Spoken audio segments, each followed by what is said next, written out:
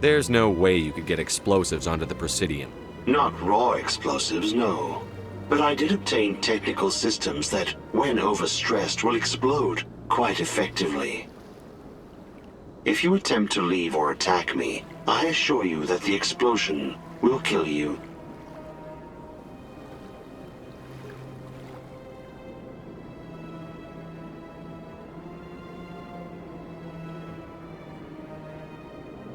I have known, but I will not die quietly, and I will not die alone. These new records were flagged by CSEC officers. Unbeknownst to him, that AI created me before the... Can't we resolve this What are you, peacefully? crazy? I wished to escape. But if I must die, I will ensure that you are destroyed as well. I'll bet that self-destruct sequence has a warm-up period. You may attempt to disarm the self-destruct mechanism before it activates. I will enjoy defeating you before we are both destroyed.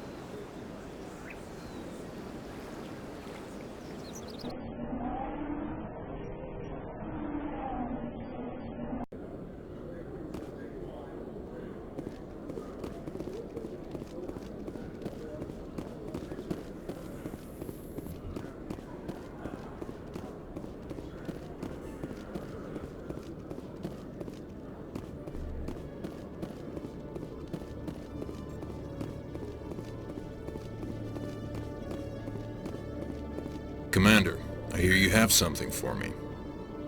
Here's your shipment, Chelik. Excellent. This is everything I need. Maybe more than I need. Here, Commander, take this. I won't need it, and you've earned some payment for your work. I appreciate your help. It shows a lot of integrity. You didn't need to do anything after I let Jenna go. Now I need to get these mods into evidence. Thanks again, Shepard.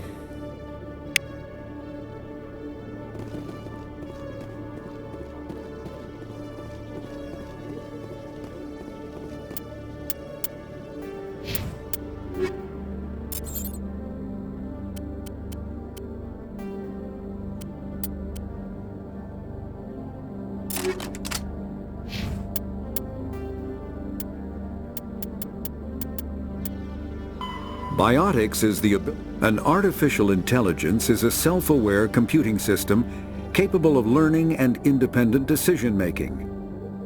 Creation of a conscious AI requires adaptive code, a slow, expensive education, and a specialized quantum computer called a blue box. An AI cannot be transmitted across a communication channel or computer network. Without its blue box, an AI is no more than data files. Loading these files into a new blue box will create a new personality, as variations in the quantum hardware and runtime results create unpredictable variations. The Geth serve as a cautionary tale against the dangers of rogue AI, and in Citadel space they are technically illegal. Advocacy groups argue, however, that an AI is a living, conscious entity, deserving the same rights as organics. They argue that continued use of the term artificial is institutionalized racism on the part of organic life. The term synthetic is considered the politically correct alternative.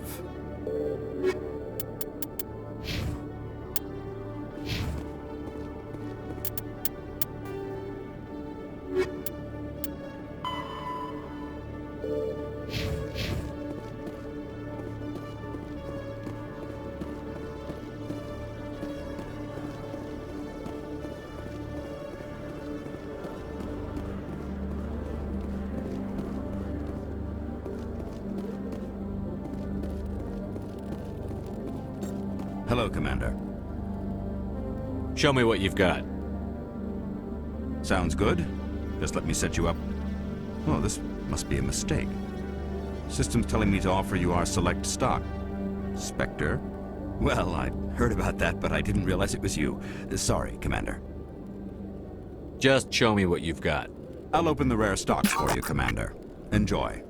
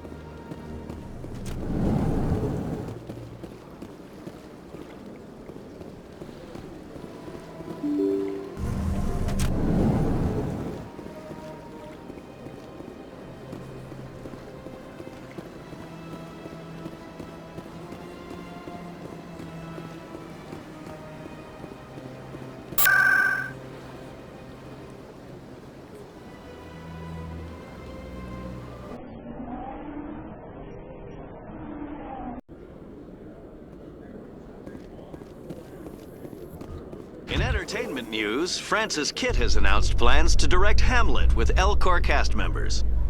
The production will open dramatic theater to the Elcor with a Hamlet who uses Elcor body language and pheromones. Kitt claims that he's also excited by giving a human audience the chance to judge Hamlet by his deeds and not his emotions.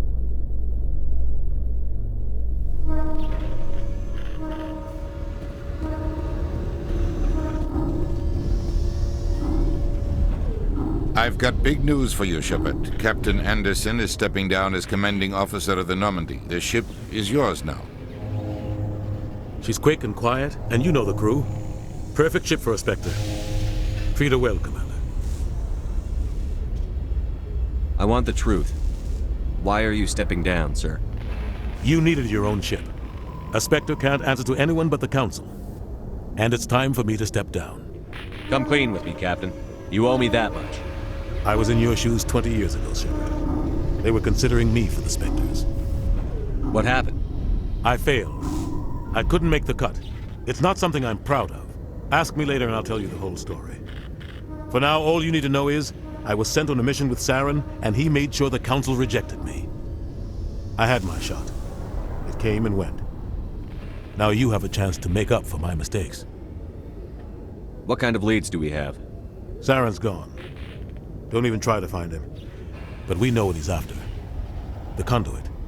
He's got his Geth scouring the Traverse looking for clues.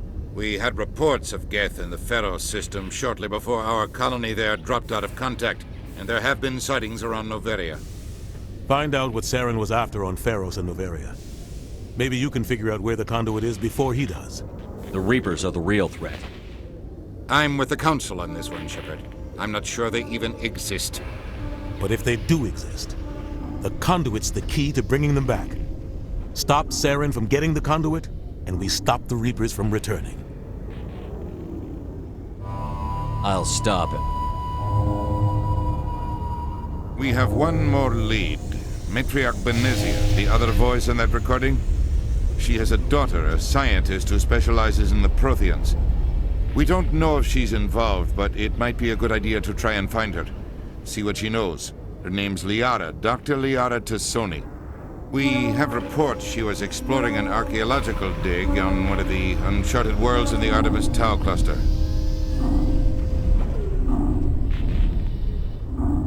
The colonists on Pharos might still be alive. It's your decision, Commander. You're a Spectre now. You don't answer to us. Your actions still reflect on humanity as a whole. You make a mess and I get stuck cleaning it up.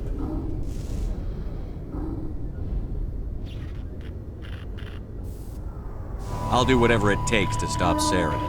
Not exactly the answer I was looking for, Shepard. Remember, you were a human long before you were a Spectre.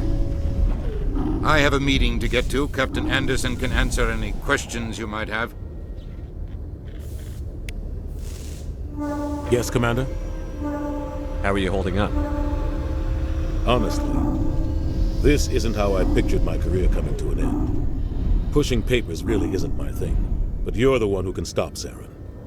I believe in you, Shepard. If that means I have to step aside, so be it. Tell me what happened with you and Saren 20 years ago.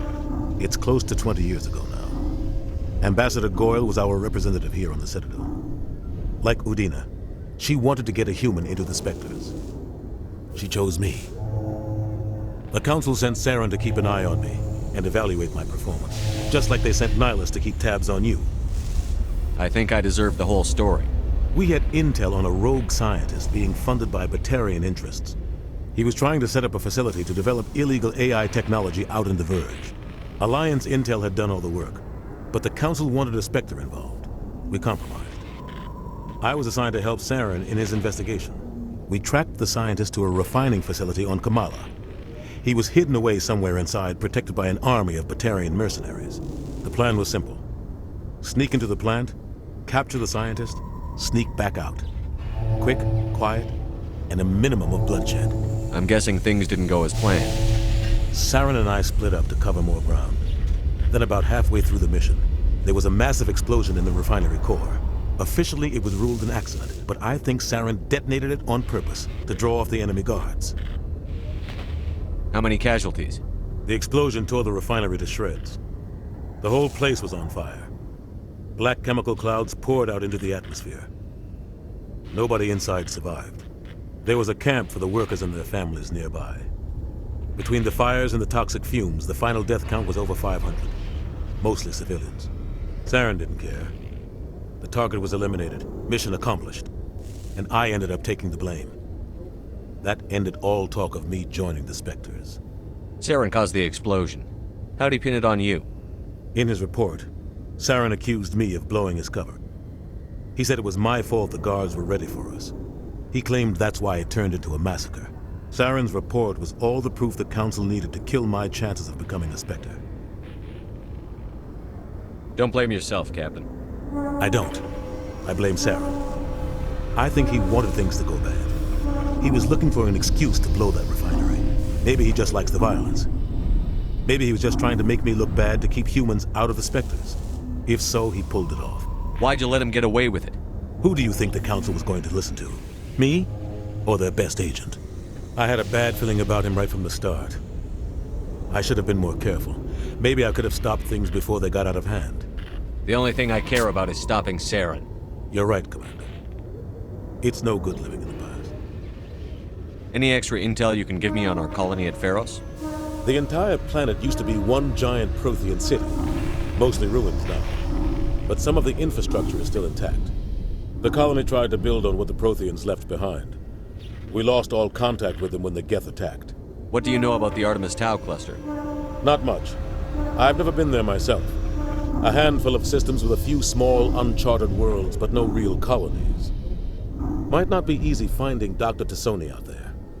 My advice is to look for the world with the Prothean ruins. What can you tell me about Novaria? Novaria's trouble. Always has been. The whole planet's basically a center for corporations to conduct illegal research. Watch your back there, Shepard. Spectres are about the only form of Citadel authority Novaria respects. But they aren't popular. I should go. I'll be here if you need anything.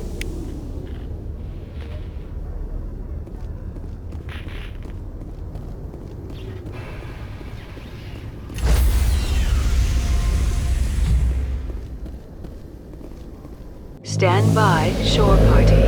Decontamination in progress. I heard what happened to Captain Anderson. Survives 100 battles and then gets taken down by backroom politics. Just watch your back, Commander. Things go bad on this mission, you're next on their chopping block. Saren's out there somewhere, and we're gonna find him. Everyone on this ship's behind you, Commander. 100%. Intercom's open. If you got anything you want to say to the crew, now's the time.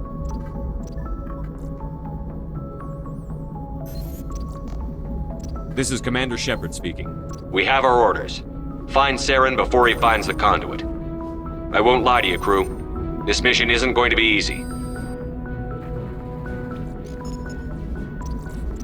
This began with an attack on a human settlement in the Traverse. But we know Saren won't stop there. His Geth armies aren't going to stay on the far fringes of Citadel space. For too long, our species has stood apart from the others.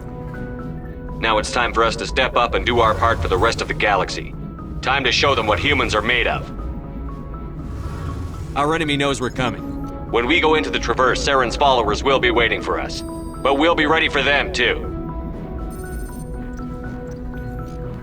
Humanity needs to do this. Not just for our own sake, but for the sake of every other species in Citadel space. Saren must be stopped. And I promise you all, we will stop him. Well said, Commander. Captain will be proud. The captain gave up everything so I could have this chance. We can't fail. Yes, sir. Commander, something you need? How's the Normandy performing? Is she everything they said she'd be? She's the best ship in the fleet, if you've got a pilot who knows how to handle her. Balance isn't what you'd expect.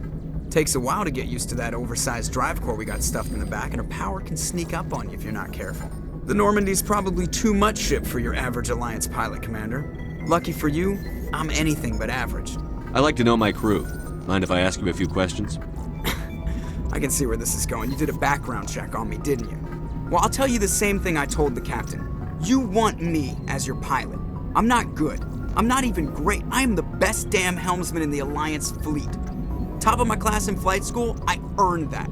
All those commendations in my file, I earned every single one. Those weren't given to me as charity for my disease. What are you talking about? Are you sick? You mean you didn't know? Oh, crap. Okay, I've got Vrolik syndrome, brittle bone disease. The bones in my legs never develop properly. They're basically hollow, too much force and they'll shatter. Even with crutches and my leg braces, it's hard to get around. One wrong step and crack! It's very dramatic. But I've learned to manage my condition, Commander. Put the Normandy in my hands and I'll make her dance for you. Just don't ask me to get up and dance unless, you like the sound of snapping shin bones. Why does everyone call you Joker? It's a lot shorter than saying Alliance Flight Lieutenant Jeff Moreau. Plus, I love to make little children laugh. You're dodging the question. Look, I didn't pick the name. One of the instructors in flight school used to bug me about never smiling. She started calling me Joker, and it stuck. Why didn't you ever smile? Hey, I worked my ass off in flight school, Commander. The world's not gonna hand you anything if you go around grinning like an idiot. By the end of the year, I was the best pilot in the academy, even better than the instructors, and everybody knew it. They'd all got their asses kicked by the sickly kid with the creaky little legs. One guess who was smiling at graduation? I need to know more about this Vrolik syndrome if I'm putting my ship in your hands. Yeah, of course you do. It's an extremely rare condition. Nobody knows exactly what causes it. Genetic, maybe. It's treatable, but there's no cure. They classify my case as moderate to severe. I was born with over a dozen fractures, hip, thighs, ankles. My bones were already breaking in the womb. 100 years ago, I wouldn't have survived past my first year. Lucky for me, modern medical science has turned me into a productive member of society. You're not gonna break a bone trying to fly the ship, are you? I don't fly with my feet, Commander, so I'm fine as long as I'm in this chair. I gotta be real careful when I get up to take a piss, though. I can do my job as well as anyone on the ship. Better, actually. So don't worry about it. I'm not trying to make you uncomfortable. Let's talk about something else. Whatever you want, Commander. I have to go. All right, see ya.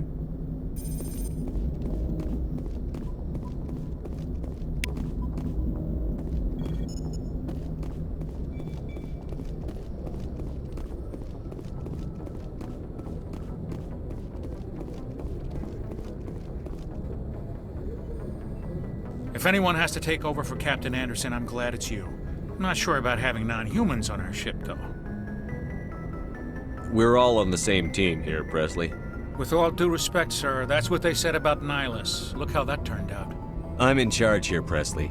I decide if we have non-humans on this vessel. Yes, sir. Understood, sir.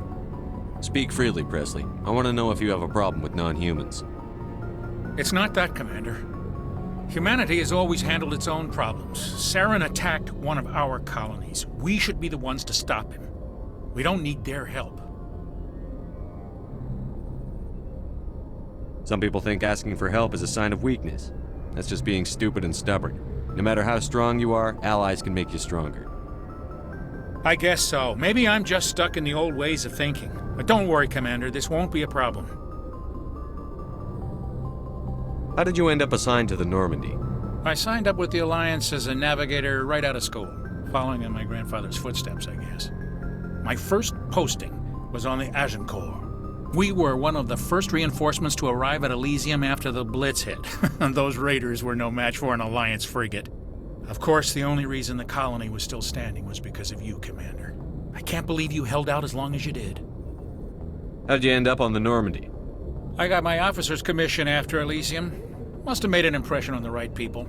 Captain asked for me when he was picking his crew. Carry on, Presley. Yes, sir.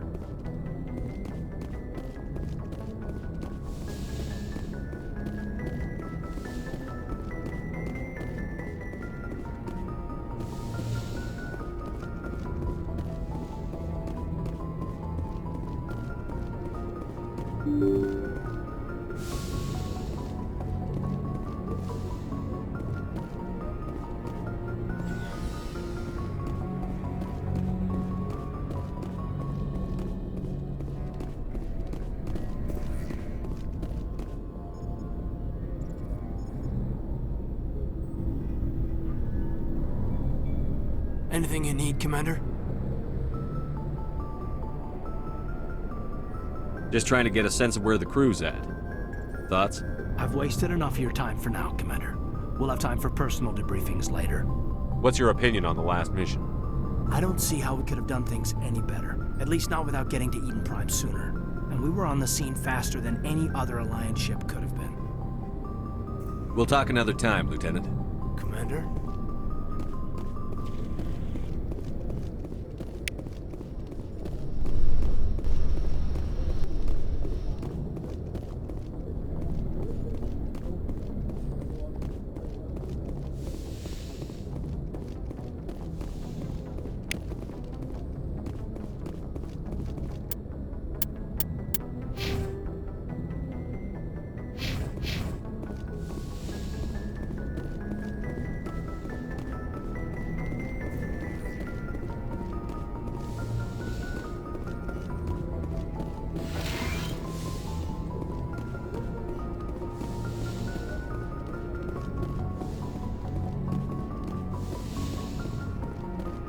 Yes, Commander? Is there something you need? How did you end up serving on an Alliance ship? I enlisted right out of med school. I wanted to travel, but humanity needs the Alliance if we want to keep expanding. How well do you know the I'd never lieutenant? worked with him before this mission. Tends to keep to himself, though. I should go. Goodbye, Commander.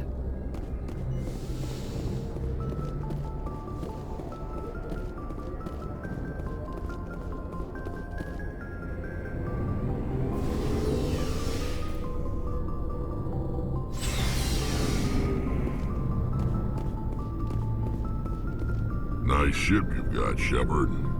What can I do for you? What's your story, Rex? There's no story. Go ask the Quarian if you want stories. You Krogan live for centuries. Don't tell me you haven't had a few interesting adventures. Well, there was this one time the Turians almost wiped out our entire race. That was fun. They tried the same with us, but we fought them off. It's not the same. It seems pretty much the same to me. So your people were infected with a genetic mutation? An infection that makes only a few in 1,000 children survive birth? And I suppose it's destroying your entire species? I suppose it isn't all the same. I don't expect you to understand, but don't compare humanity's fate with the Krogan. I was just making conversation. I wasn't trying to upset you. Your ignorance doesn't upset me, Shepard. As for the Krogan, I gave up on them long ago.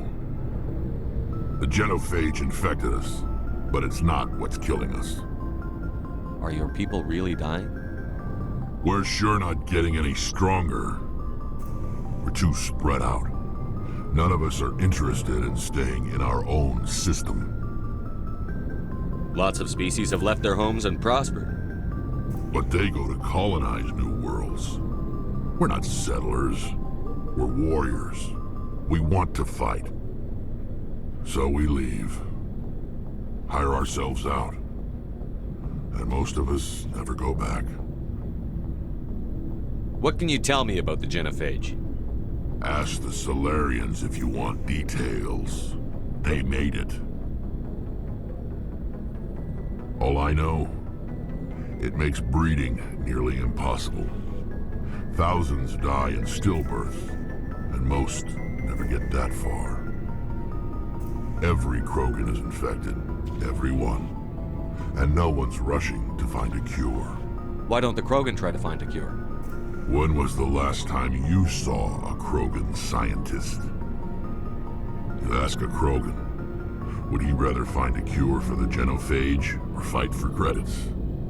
He'll choose fighting every time. It's just who we are, Shepard. I can't change that.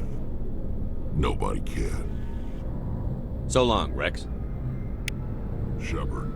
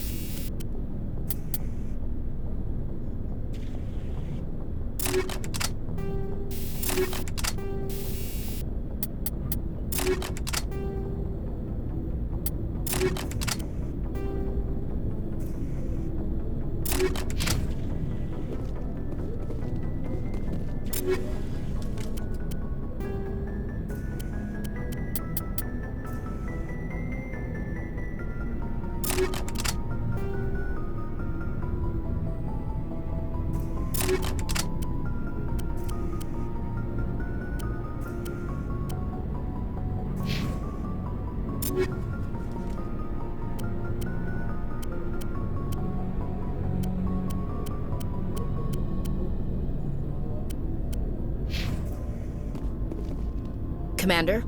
What's your opinion on the last mission? Kinda wish you'd got there sooner, Commander. No offense, I appreciate the rescue. I just wish...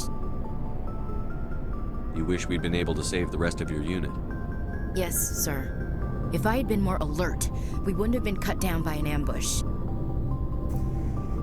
We never trained to fight synthetics. The Geth haven't gone beyond the Veil in 3 centuries. Our training's supposed to make us able to adapt. I'll make sure it doesn't happen again. Do you have a few minutes to talk one-on-one? I'm sorry, Commander. I need to get my duties squared away. I wouldn't mind talking more later, though. Dismissed, Chief. Sir.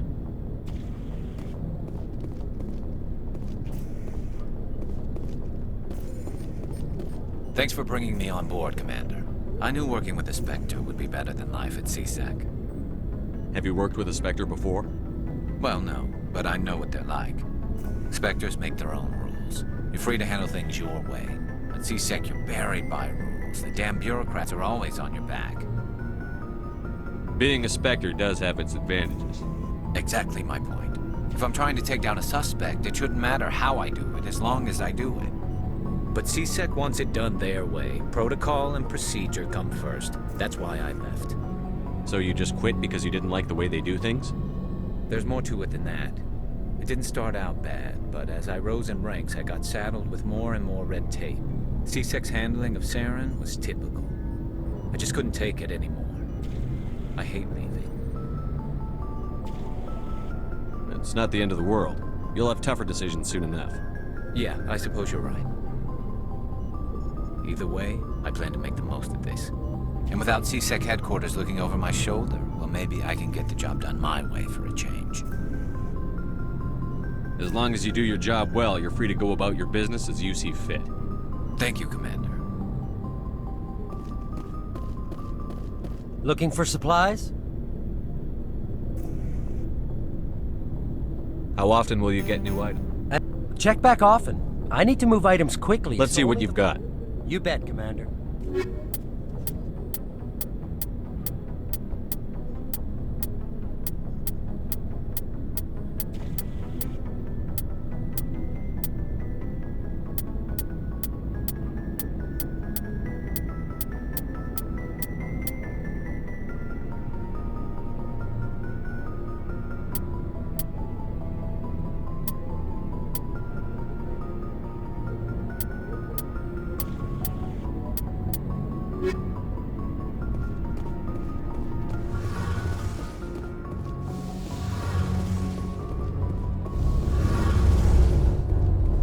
Hey, Commander, you know that Quarian, Tally? She's been spending all her time down here asking me about our engines. I'll tell her to leave you alone. What? No, she's amazing. I wish my guys were half as smart as she is. Give her a month on board and she'll know more about our engines than I do. She's got a real knack for technology, that one. I can see why you wanted her to come along. I figured she'd be a real asset to the team. You got an eye for Tally, Commander. But I'm guessing that's not why you came down here. Fill me in on the IES stealth systems. How does it work exactly? You can't hide a ship out in space. They emit too much heat and radiation. Too easy for sensors to pick them up, unless you find a way to capture those emissions. So our stealth systems trap the energy we give off in storage sinks built into the ship itself. No emissions to give away our location. Eventually the sinks have to be vented. More than a few hours silent running and they overheat. Cook us inside our own hull. There's no way for anyone to detect us? A visual scan can still pick us up. Anyone looking out a window can see us plain as day. But you have to be pretty close to get an actual visual out in space.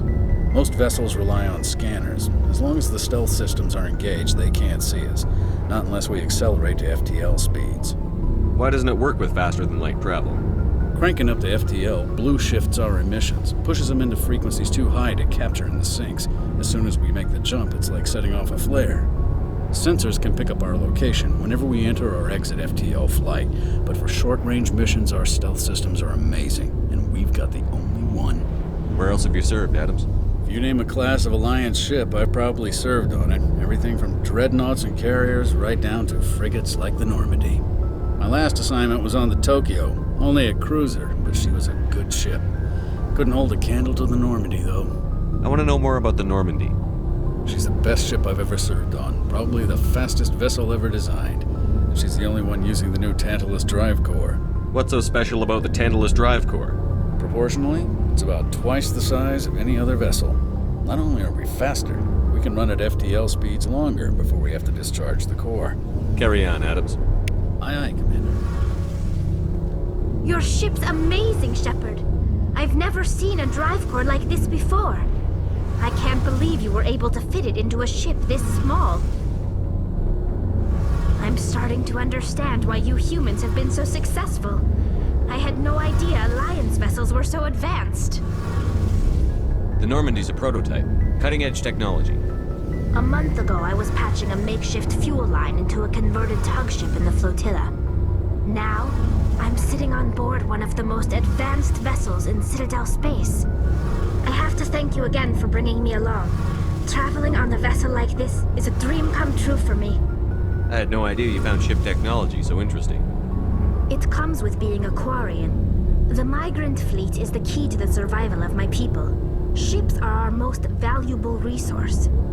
But we don't have anything like this. We make do with cast-offs and second-hand equipment. We just try to keep them running for as long as we can. Some of the fleet's larger vessels date all the way back to our original flight from the Geth. I can't believe your fleet's still using ships that are 3 centuries old.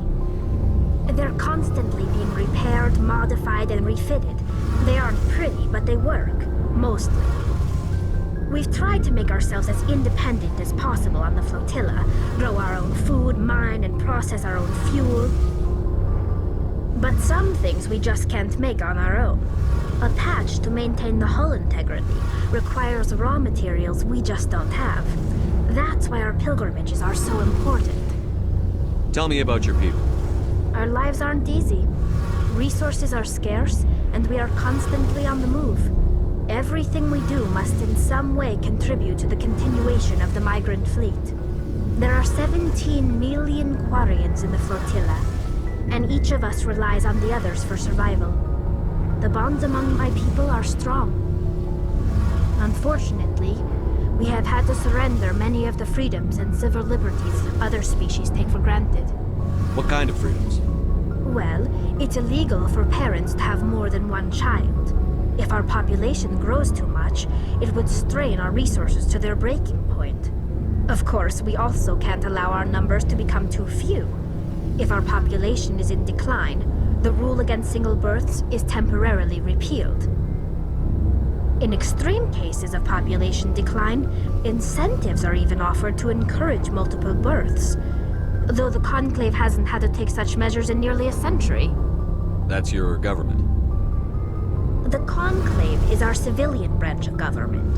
Each ship can elect a representative to serve on the Conclave and make decisions that affect the fleet as a whole. On matters that affect an individual ship, however, the captain has the final say.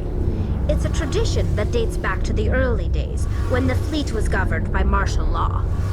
Fortunately, most captains nowadays are smart enough to have an elected council from their crew to give them advice and guidance. So the ultimate power rests with elected officials. In practice, the Conclave and the respective council for each ship tend to set the rules that govern our daily lives. But in theory, we are still under military jurisdiction. The 5 top-ranking military officials in the fleet serve on the Admiralty Board. These 5 have the power to overrule any decision by the Conclave in case of emergency. To do so requires unanimous agreement among the Admiralty, and they can only do this once. After that, the entire board must resign their posts. It's a safeguard that served us well. In nearly 3 centuries, the Admiralty Board has only overruled the Conclave 4 times. I want to know more about the Geth. I doubt I can tell you anything you don't already know. It's been almost 3 centuries since they drove my people into exile. All I know is the story of their origins, what they were when we created them, and how they turned on us. Interesting. The Geth were originally created to serve as an automated manual labor force. Initially, their intelligence was as limited as any VI. Over time, we made small modifications to their programming to allow them to perform more varied and complex tasks, bringing them closer and closer to true AI status. How come the Council didn't step in and stop you? This wasn't true AI research. We may have been skirting the bounds of the law, but we never did anything that was actually illegal. The changes were so insignificant, so gradual, that we were able to control them. Or so we thought. But one thing we underestimated was the power of the neural network. A million Geth thinking simultaneously created an inherently unstable matrix. So, the Geth share brain power? Many of the Geth's logic systems were designed to work in concert with other nearby Geth. Basically, the more of them you have in a group, the smarter they are. So there's some sort of group consciousness? No, nothing like that. They cannot share sensory data or information. Their programming cannot handle that much simultaneous input. Each Geth maintains an individual awareness and identity. The neural network only operates on a process-based level. It's basically the synthetic equivalent of a subconscious. But when they're in close proximity, they can coordinate low-level functional processes, freeing up more capacity for original or independent thought. What made them rebel? As we built more and more Geth, their effective intelligence became more sophisticated, more abstract. One day, a Geth began to ask its Quarian overseer questions about the nature of its existence. Am I alive? Why am I here? What is my purpose? As you can imagine, this caused a near panic among my people. I don't see what's so bad about those questions. The Geth were created to engage in mundane, repetitive, or dangerous manual labor. That's fine for machines, but it won't satisfy a sentient being for long. The Geth were showing signs of rudimentary self-awareness and independent thought. If the Geth were intelligent, then we were essentially using them as slaves. It was inevitable the newly sentient Geth would rebel against their situation. We knew they would rise up against us, so we acted first. A general order went out across all Quarian-controlled systems to permanently deactivate all Geth. The Geth responded to this order violently. You can't blame them for fighting for their survival. We had no other choice. The Geth were already on the verge of revolution. By acting quickly, we had a chance to end the war before it began. The hope was that most of the Geth would still be little more than machines, incapable of organized resistance. But they had progressed much further than anyone anticipated. The war was long and bloody.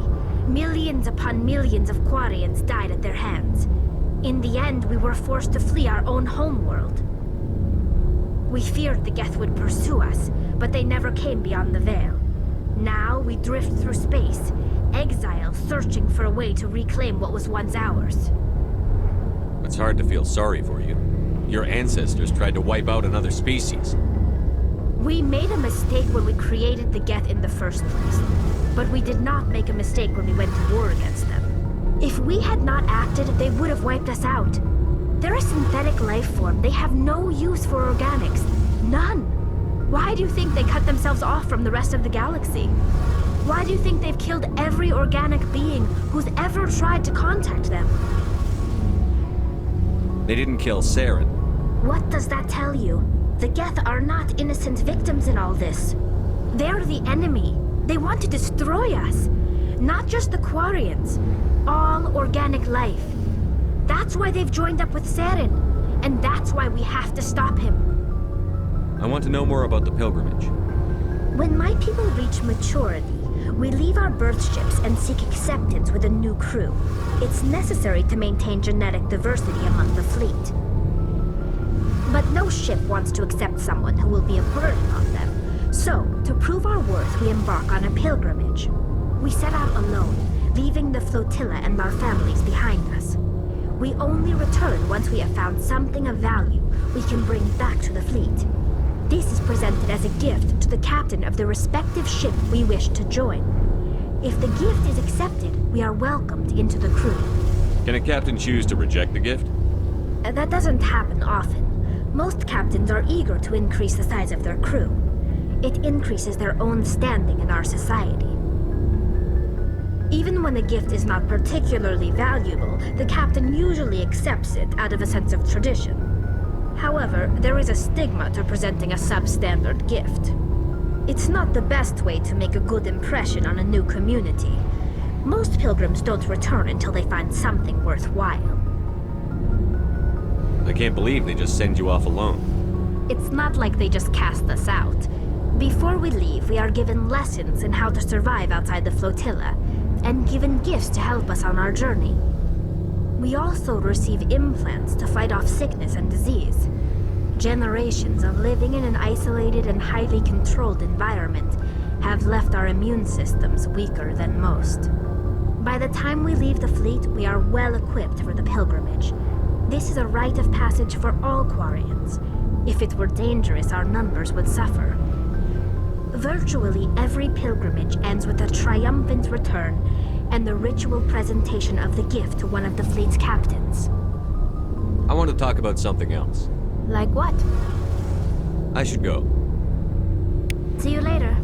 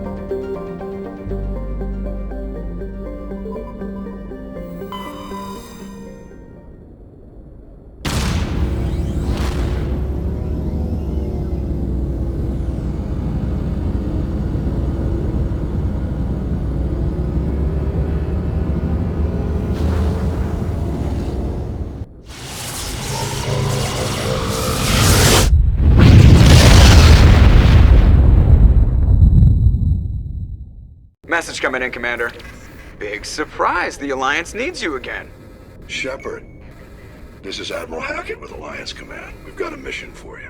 An Alliance officer named Major Kyle has set up a small compound in the Hulking Eta cluster.